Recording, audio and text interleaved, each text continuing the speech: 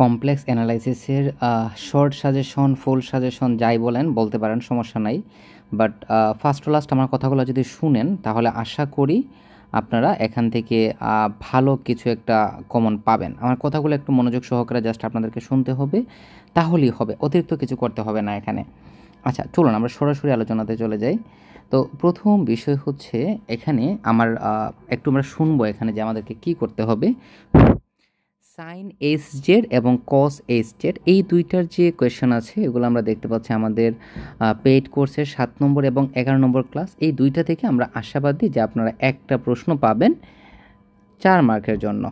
ওকে, তারপরে এখানে 3 নম্বরে যে দুইটা সমস্যা আছে এই সমস্যা থেকে বা এই সম্পর্কিত একটা সমস্যা থেকে আপনারা একটা প্রশ্ন কমন পাবেন।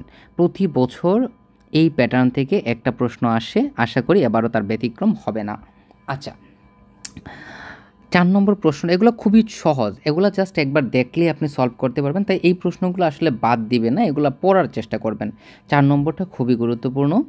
তারপরে এখানে 5 নম্বরে যে সমস্যাগুলো আছে দেখেন, এখানে এই যে সমস্যাগুলো আছে এগুলো যে সরাসরি পরীক্ষাতে আসবে এমন কিছু কিন্তু না, সরাসরি এগুলো নাও আসতে পারে, বাট এই রিলেটেড একটা প্রশ্ন আপনারা 100% কমন পাবেন। এইগুলো সাধারণত 4 মার্কসের জন্য গুরুত্বপূর্ণ। আচ্ছা, তারপর এখানে 6 এবং 7 এই দুইটা থেকে 100% একটা আসবে। একটা হচ্ছে necessary condition abject to be analytic, অর্থাৎ অ্যাবজেট ফাংশনটি বৈশ্লেষিক হওয়ার প্রয়োজনীয় শর্ত, এবং একটা হচ্ছে যথেষ্ট শর্ত। সো এই দুইটার মধ্যে একটা হচ্ছে 5 নম্বর ক্লাস আর একটা হচ্ছে 55 নম্বর ক্লাস। সো এই দুইটা থেকে 100% একটা আসবে, 100% একটা আসবে। কোনো অবস্থাতেই কোনো পরিস্থিতিতে এই দুইটাকে বাদ দেওয়া যাবে না। আচ্ছা, তারপরে দেখেন এখানে 9 এবং 10 এবং এই যে যে দুইটার কথা আমি মাত্র বললাম এই দুইটাতে কিন্তু সাধারণত বড় প্রশ্নতে আসবে, সাধারণত বড় প্রশ্নতে আসবে।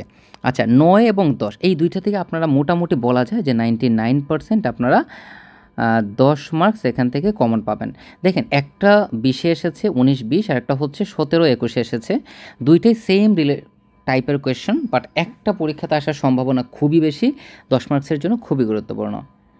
আচ্ছা, তারপরে হচ্ছে এই যে দেখেন 11 এবং হচ্ছে 12, একটু আমার কথাগুলো জাস্ট শুনবেন। 11 এবং 12, এই 11 এবং 12 থেকে একটা প্রশ্ন আমরা আশাবাদী আপনারা কমন পাবেন। দেখেন কমপ্লেক্স অ্যানালাইসিসে গ বিভাগের মধ্যে 2টা করে প্রশ্ন থাকতে পারে, সেক্ষেত্রে কিন্তু আপনি গ বিভাগের যদি কোনো প্রশ্ন টাচ করেন তাহলে আপনাকে কিন্তু 2টা প্রশ্নই টাচ করতে হবে। সো এখানে এই বিষয়টা খুবই গুরুত্বপূর্ণ যে আপনি 2টি পারেন কি না। সো এটা খুবই গুরুত্বপূর্ণ, সেটা আপনাকে মাথায় রাখতে হবে।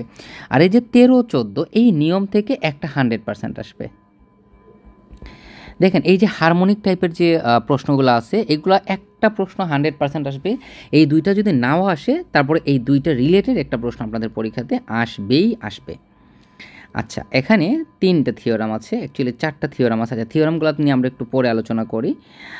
তারপর দেখেন 19 নম্বর, 19 নম্বর 20 নম্বর এই দুইটা, তার মধ্যে 19 নম্বর এবং 20 নম্বর এই দুইটা থেকে আপনারা আশা করি একটা কমন পাবেন। যারা দুর্বল তারা 22 নম্বরটা বাদ দিতে পারেন, 21 নম্বরটা বাদ দিতে পারেন, এটা বাদ দিতে পারেন, বাট বাকিগুলো খুবই গুরুত্বপূর্ণ।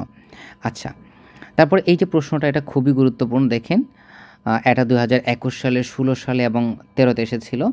এখানে আমরা আরও 2টা থিওরাম দেখতে পাচ্ছি, একটা হচ্ছে কোশির অবশেষ উপপাদ্য আর একটা হচ্ছে রচির উপপাদ্য। সো এই দুইটা থেকে একটা তো 100% আসবে, আপনাদের ভাগ্য ভালো থাকলে 2টাই আসতে পারে। কমপ্লেক্সের মধ্যে থিওরাম কিন্তু বেশি আসবে, থিওরাম থেকে অলমোস্ট 50% আপনারা কমন পাবেন। আচ্ছা, তারপরে এখানে 27 নম্বর যে প্রবলেমটা আছে, যেটা টেইলর ধারাটা বের করতে হবে, class number 33, which is very very important.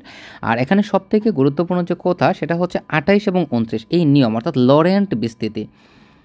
দেখেন লরেন্ট, এই লরেন্ট যে এক্সপেনশনগুলো আছে এগুলো থেকে 100% একটা আসবে। লরেঞ্জ এক্সপেনশন অর্থাৎ লরেঞ্জ বিস্তৃতি রিলেটেড যে প্রবলেমগুলো আছে সেখান থেকে আপনার 100% একটা প্রশ্ন পাবেন 10 মার্কসের জন্য। সো এই টাইপের যে প্রবলেমগুলো আপনার বইয়ে আছে, এই টাইপের যে প্রবলেমগুলো বইয়ে আছে এগুলো অবশ্যই আপনারা সমাধান করবেন। এখান থেকে আপনারা অবশ্যই অবশ্যই অবশ্যই কমন পাবেন, একটা 100% কমন পাবেন। 30 নম্বর প্রশ্নটা এটা 10 মার্কসের জন্য খুবই গুরুত্বপূর্ণ। এই থিওরামগুলো খুবই গুরুত্বপূর্ণ। আর এখানে যে 31, 32, 33, 34, 35 এই 5টা প্রশ্ন আছে, এগুলো জাস্ট একবার দেখে যাবেন। এখান থেকে আপনারা 1 থেকে 2টা প্রশ্ন কমন পাবেন। এটা হচ্ছে এখানে সহজ কথা। এখন এই যে টোটাল সাজেশনটা আমরা দিলাম, এটাকে আমরা একটু শর্ট করি।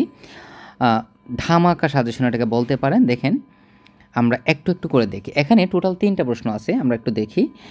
একটা হচ্ছে এফজেড ফাংশন অ্যানালাইটিক হওয়ার যে প্রয়োজনীয় শর্ত এবং এফজেড বৈশ্লেষিক হওয়ার শর্ত এবং ধ্রুবক মানাঙ্ক বিশিষ্ট একটা ফাংশন ধ্রুবক হয়, এই যে কনসেপ্টটা আমরা একটু আবার এখানে আসি। আমাদের এটা একটু সরে গেল, এটা একটা সমস্যা। এটাকে আমরা একটু ওপেন করে দিচ্ছি। ওকে ওকে ওকে সো আমরা একটু দেখি এখানে আমাদের যে ধামাকা সাজেশনগুলো ছিল, আমরা একটু ধামাকা সাজেশনগুলো একটু দেখব। সো এখানে দেখেন, এই যে এখানে 3টা প্রশ্ন আমরা দেখতে পাচ্ছি। এই 3টা প্রশ্ন থেকে কিন্তু আপনারা 1 থেকে 2টা প্রশ্ন পাবেন, মানে পাবেন। এটা নিয়ে কোনো ডাউট নাই। আচ্ছা, তারপরে যদি আমরা একটু নিচে আসি, এখানে দেখেন, এখানে আপনাকে একটা বিষয় মনে রাখতে হবে যে কষির সমাকলন সূত্র এবং কষির সমাকলন উপপাদ্য দুইটা কিন্তু এক বিষয় নয়, দুইটা টোটালি আলাদা বিষয়। দেখেন এখানে 4 নম্বর প্রশ্নটা পরীক্ষাতে 3 ভাবে আসতে পারে। একটা হচ্ছে সরাসরি আসতে পারে যে কষির সমাকলন সূত্রটি বর্ণনা এবং প্রমাণ করো, আরেকটা আসতে পারে যে শুধু এই অংশটা আপনি প্রমাণ করো, অথবা এটার যে ডেফিনেশনটা দেওয়া আছে টোটালটা সহ পরীক্ষাতে আসতে পারে। 3টাই কিন্তু কোষে। দেখেন, একটা হচ্ছে কোষীর সমাকলন সূত্র, আর একটা হচ্ছে কোষীর সমাকলন উপপাদ্য, আর একটা হচ্ছে প্রথম অন্তরজের ক্ষেত্রে কোষীর সমাকলন সূত্র। এখন দেখেন, যদি পরীক্ষাতে আসে যে কোষীর সমাকলন সূত্রটি বর্ণনা এবং প্রমাণ করো, তাহলে আমরা এই যে 4 নম্বর প্রশ্নটা আছে সেটা সমাধান করব। আর যদি প্রথম অন্তরজ ক্লিয়ারলি মেনশন করে দেয়া থাকে, তাহলে প্রথম অন্তরজের ক্ষেত্রে যে প্রশ্নটা আছে সেটা আপনাকে দেখতে হবে। আর এই 3টা থেকে আপনারা 1 থেকে 2টা 100%, 100 না, আর তার চেয়ে বেশি পার্সেন্ট কমন পাবেন। আর এখানে আরও 3টা আছে, যে কষির অবশেষ উপপাদ্য, যার রেসিডিউ যে থিওরাম। দেখেন ভাই, আমি যদি আপনাকে সহজভাবে বলি, তাহলে এই 2টা থেকে আপনারা একটা তো 100% পাবেন, আপনারা এই 2টাই কমন পেতে পারেন। আর এই 10 নম্বর প্রশ্নটা তো 100% আসবে।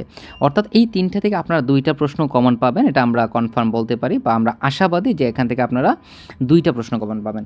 তার মানে এই থিওরামগুলো যদি আপনি ঠিকঠাকভাবে পড়তে পারেন, তাহলে দেখবেন যে আপনি এই থিওরাম থেকে অলমোস্ট 50% কমন পেয়ে যাবেন। সো যারা একেবারেই প্রিপারেশন নেননি, তারা এই থিওরামগুলোতে বেশি করে ফোকাস দিবেন, যাতে এই থিওরামগুলো কোনোভাবেই মিস না হয়।